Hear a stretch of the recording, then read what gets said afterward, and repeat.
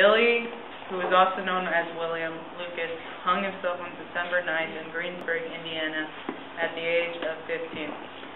Seth Walsh failed at hanging himself but died after 10 days on life support on September 28th in Tehachapi, California, at the age of 13. Tyler Clementi jumped off the George Washington Bridge after his roommate posted a video of the sexual encounters on the internet on September 22nd at the age of 18. Asher Brown shot himself in the head with his stepfather's gun on September 23rd in Cypress, Texas at the age of 13. Raymond Chase hung himself in his dorm room in Providence, Rhode Island on September 29th at the age of 19. Cody Barker took his life on September 13th in Shehopton, Wisconsin at the age of 17. Justin Aberg hung himself on July 9th at the age of 15. These 7 men committed suicide due to anti-gay bullying and or lack of the support by family, friends, or school. For example, Asher Brown's parents complained to the school of the bullying he was receiving for 18 months, and they took no action, saying they hadn't received any phone calls or voicemail. The only thing I could think of when I heard of stories like Asher's is how many of us have to take our own lives or be killed before someone actually starts giving a damn. So many LGBT have died in the few centuries, counting the one we currently live in. They say being gay or being lesbian or being transgender or being bisexual is a choice.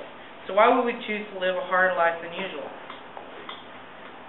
Why would we choose living at risk of being harassed, teased, beaten, or even murdered? Why would we choose a life that we are not accepted by many in? Carl Palladino stated a quote about homosexuality. That's not how God created us, and that's not the example we should be showing our children. He was speaking about children who are being brainwashed into thinking homosexuality wasn't okay. Or was okay, sorry. They're not being brainwashed, they're being told the truth. God has thrown at homosexuality because that's the only excuse people have to state that homosexuality is an abomination. Some people use evidence from the Bible like homosexuality is an insolent lust forbidden by God. The Apostle Paul said to his people Israel, "Thou shalt not lie with mankind as with womankind. It is an abomination." Leviticus 18:22. If a man also lie with mankind as he lieth with a woman, both of them have committed an abomination. They shall surely be put to death, their body shall be upon them. Leviticus 20:13.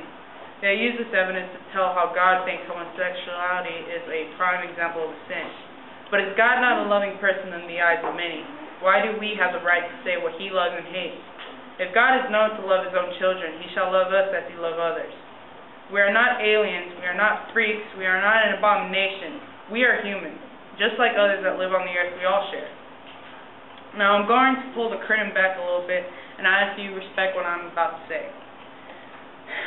I am a transgender female to male, and I go by the name Asher Alejandro Mendoza Solis, with many of my friends I come out to.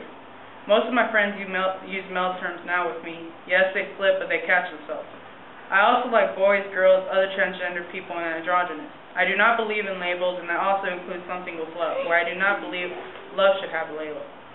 I've even come out to most of my teachers as transgender because I take this very seriously.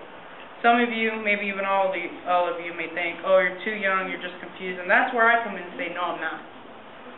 I am wise and intelligent enough to know what I want and to be who I want to be. I was born this way, and this way I shall live. I was coming out at the age of 12, going into 13, barely entering 7th grade, and I was having trouble accepting myself.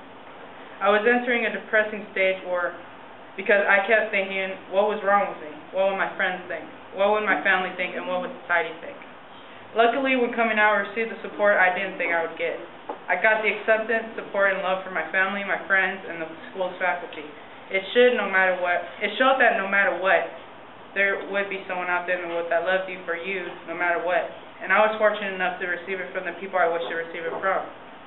It does get better, and there is someone that loves you, if not now, later for sure. I wish those who took in their lives would have seen that it would get better for them, but at least now the message is getting louder and louder. The LGBT community has the right to love who they want and be who they want, and we'll fight for those rights until we get it.